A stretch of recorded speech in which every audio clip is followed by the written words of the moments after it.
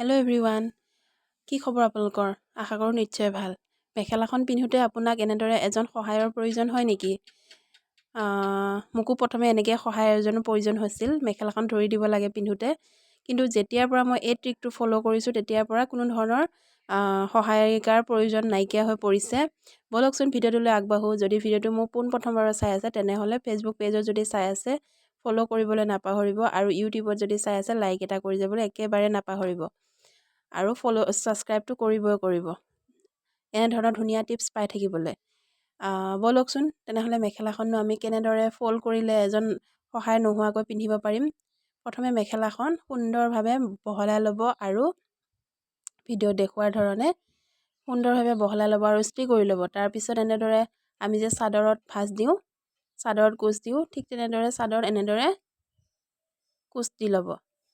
একদম চাদৰৰ দৰে এজিডিছ কৰিব, কিন্তু অকণমান ইফাল সিফাল হ'লেও কথা নাই, মানে ওলাই থাকিলেও কথা নাই, যিহেতু মেখেলা একো কথা নাই।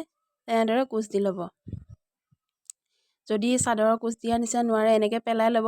মই পেলাই লোৱাৰ দৰে বিচনাত এনেদৰে পেলাই লৈ সমান কৰি ধুনীয়াকৈ এনেদৰে মিলাই ল'ব, আৰু ইয়াতে ধুনীয়াকৈ প্ৰেছ কৰি দিব। গৰম ইস্ত্ৰি আনি প্ৰেছ কৰি দিব, আৰু এই পেজে ভাঁজ কৰি ৰাখিব। যেতিয়াই ক'ৰবাত যাব লগা হয় তেতিয়াই ধুনীয়াকৈ উলিয়াই পেলাই পিন্ধিব। কোনো ধৰণৰ সহায়ৰ প্ৰয়োজন নহ'ব আপোনাৰ, মই গেৰাণ্টি দি কৈছোঁ।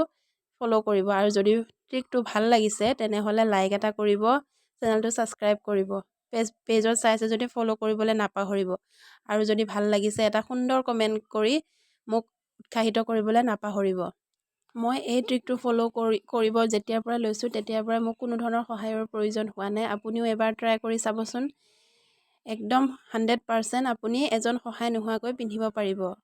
কেনেকুৱা লাগিল ভিডিঅ'টো চাই বাৰু? যদি ভাল পালে তেনেহ'লে লাইক এটা কৰিব, আৰু যদি সহায় হৈছে তেনেহ'লে ধুনীয়াকৈ এটা গঠনমূলক কমেণ্ট কৰিব। ভিডিঅ'টো শেষলৈ চোৱাৰ বাবে বহুত ধন্যবাদ। আশা কৰোঁ আকৌ ভিডিঅ'ত লগ পাই আছোঁ নতুন এটা ভিডিঅ'ত। তেতিয়ালৈকে ধন্যবাদ।